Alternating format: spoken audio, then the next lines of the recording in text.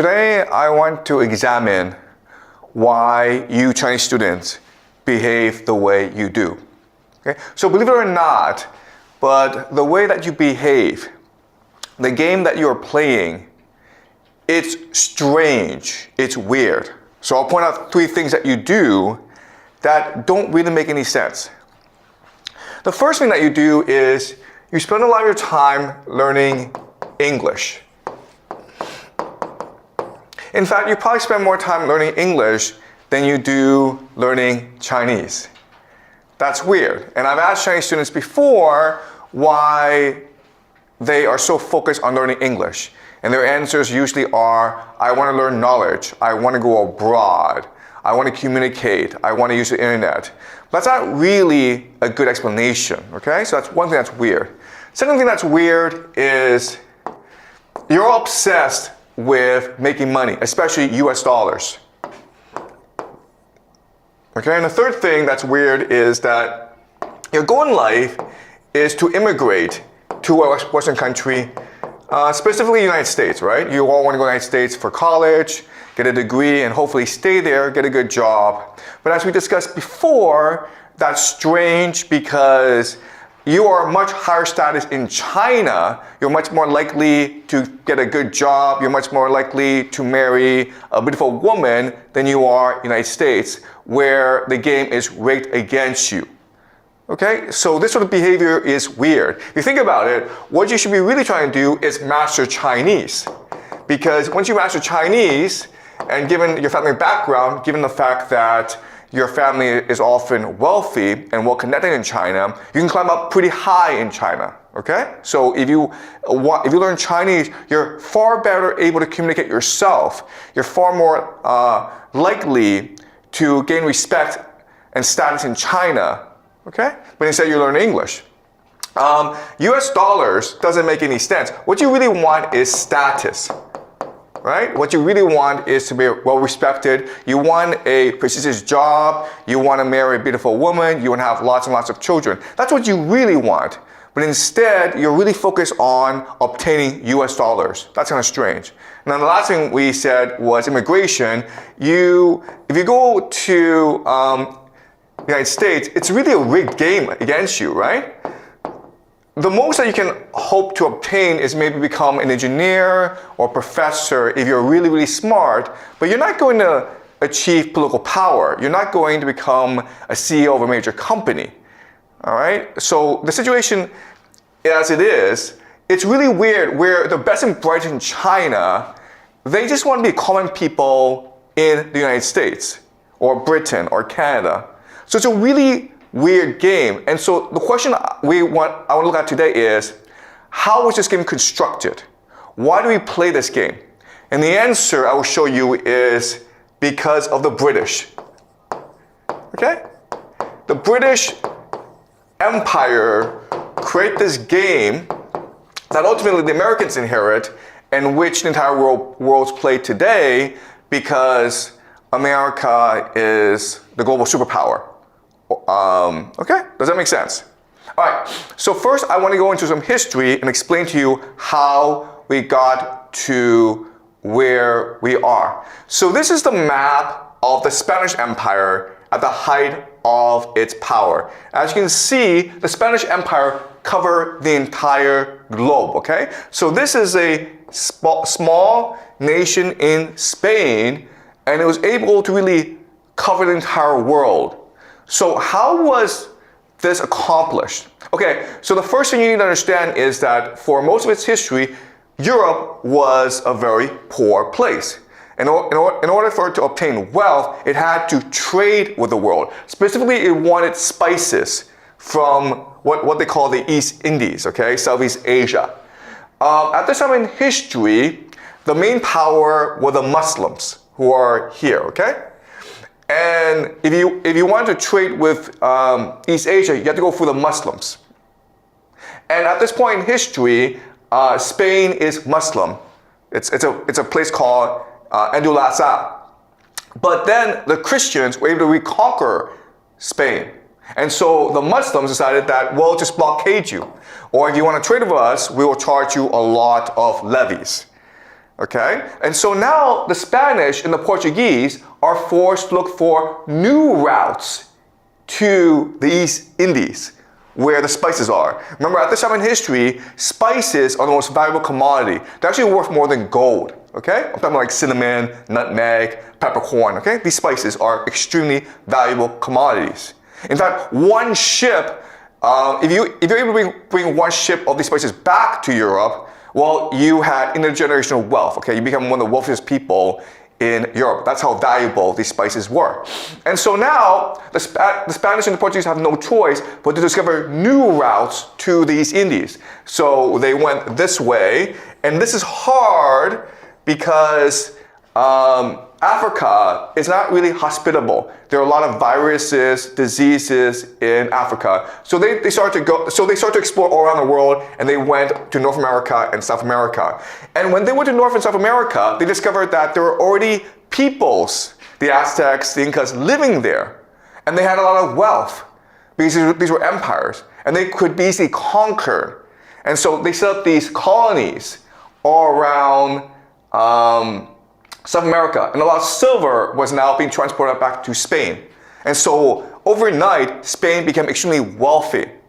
But as we discussed last class, if you become too wealthy and too powerful, you change as a people. Before you were energetic, you were open, you were cohesive. That's what made you an empire. But now because of all this wealth, you become insular. You become arrogant. And you become extremely close-minded. Okay, you become lazy. And so the Spanish, they had all this wealth, and they decided that they really want to work anymore. Okay, so what happened?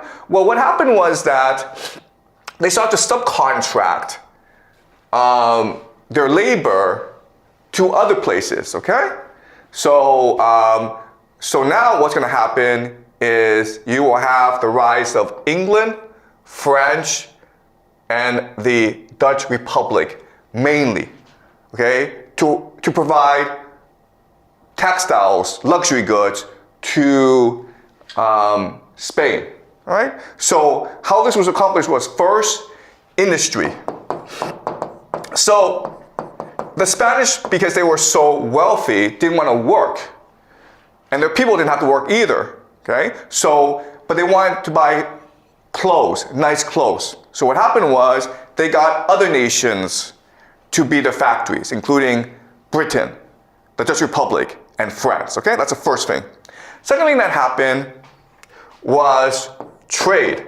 Okay, so the Spanish did engage in trade, but now that they're so wealthy, they could just hire the Dutch to do it. Okay, now the Dutch were responsible for going to the East Indies and bringing back the spices because it's a very dangerous job. Right? You could get sick, you could die along the way.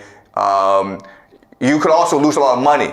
Okay? And the reason why the Dutch agreed to this is that the Dutch was basically a colony of the Spanish. So the Spanish had an empire, and the Dutch were part of this empire, so they just made the Dutch go do it for them. Okay? But the third thing that happened was piracy. Okay? So all this silver was being transported from the New World back to Spain. And what the English realized is, hey, we can just engage in piracy and steal this silver for ourselves. Okay? All right, so now the English became very wealthy because of piracy. Okay, and the most famous pirate of this time, of course, was Sir Francis Drake. And he worked directly under the monarch, Elizabeth I. Okay, so this was a state-sponsored piracy that made Britain very wealthy. Okay, so now you have this divergence where, okay, you have the Spanish Empire, and because of their wealth, they became lazy, insular, and arrogant. Or the word we use is hubris. Okay, lazy is you just make others do it for you, okay? Insular just means that now, as we discussed last class, the Spanish aren't concerned about other nations. They think they're invincible, so they engage in court politics. Okay? They're all infighting for the throne. The last thing is arrogant hubris, which basically means that you believe you are invincible. You can do whatever you want, and therefore you start all these wars against everyone, everywhere. You overextend yourself, and you don't really understand your limitations as an empire. So very quickly, even though Spain becomes very wealthy very fast, they also go bankrupt very fast because they're fighting too many wars, they're spending too much money that they don't have. Okay, and they're too corrupt. Okay, does that make sense?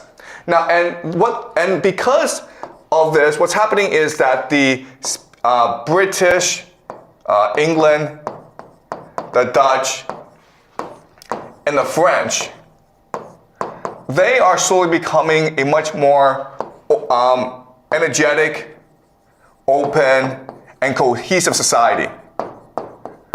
Cohesion, okay? And now that you have this differentiation, what's going to happen is that their religion is going to change. Okay? So Spain remains Catholic. And it's going to fight to control the Vatican. And this, okay? So that's what Spain does. Now, Britain and the Dutch need to differentiate themselves from Spain.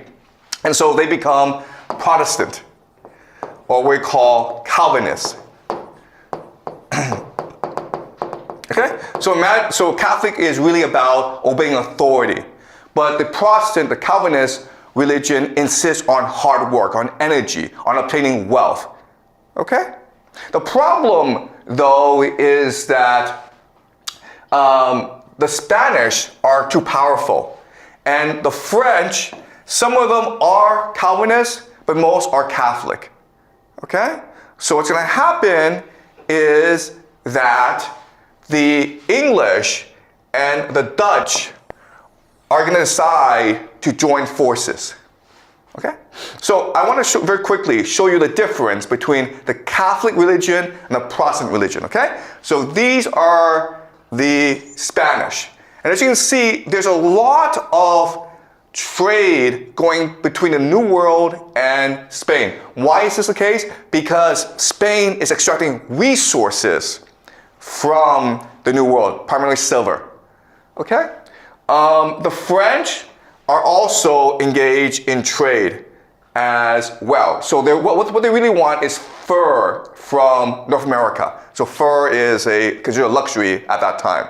But as you can see from this map, the people that are really engaged in trade, engaged in piracy, in trade, in shipping, are the British, okay, and the Dutch. And the reason why is that they're poor, okay? And so through this hard work, they become very wealthy very quickly. In fact, the Dutch, become the wealthiest nation in the world per capita. You have this burgeoning of the middle class. And so what happens now is that the Spanish and the Dutch come into conflict. Because remember, the Dutch are a colony of the Spanish. And so the Spaniards want the Dutch to pay more taxes, and the Dutch want to be more independent. So this starts a series of wars, okay? In fact, an entire series of wars starts throughout Europe called the 30 Years' War. Okay? So ostensibly, it's a religious conflict between the Protestants and the Catholics, but there are lots of there are other underlying factors as well. Okay? Another factor is the Spaniards want to exert control over the Dutch. Okay? And so there's lots of different reasons, but the main thing you need to know is that millions and millions of people die. In fact, it is the deadliest war in Europe right before, up until the World War I. Okay? And so this creates anxiety in Europe, because if there's all this war and you're generating all this wealth, how do you keep this wealth secure, right? You're a merchant, you became very wealthy through trade by going to the East Indies and getting spices and come back to Europe and selling them. But if the Spanish or the French are going to send an army and steal everything, how do you keep your gold safe? Okay? So what's going to happen is this. What's going to happen is that the British and the Dutch are going to decide to get married. Okay? This is what we call the Glorious Revolution. 1688 Glorious Revolution. So let's talk about the Glorious Revolution.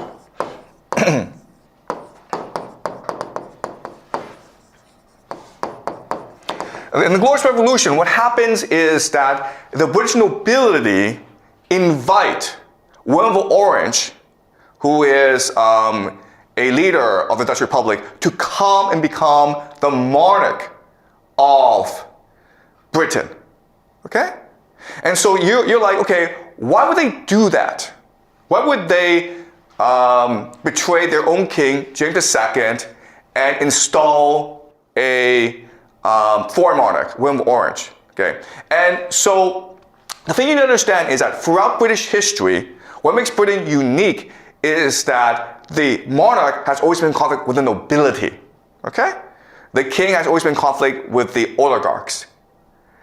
And this is a continuous pattern. So ostensibly, the reason is religious, because James II was Catholic and Britain is a Protestant country. But the real reason is the nobility want to exert authority over the country, okay? So in this agreement, what would happen is that Parliament becomes the sovereign state, okay? It becomes the de facto power in England. And the king, William of Orange, agrees to be the puppet or the figurehead, but the real power is in Parliament. And so this creates the idea of national sovereignty.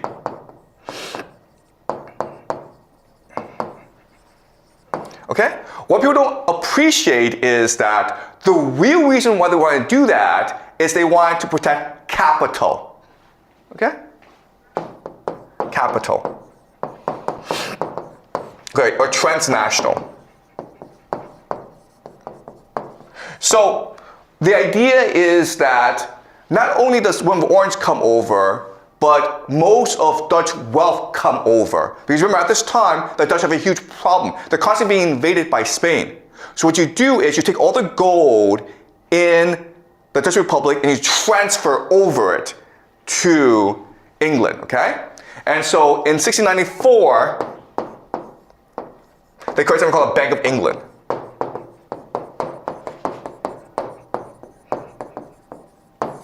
All right? And the Bank of England, the idea is this.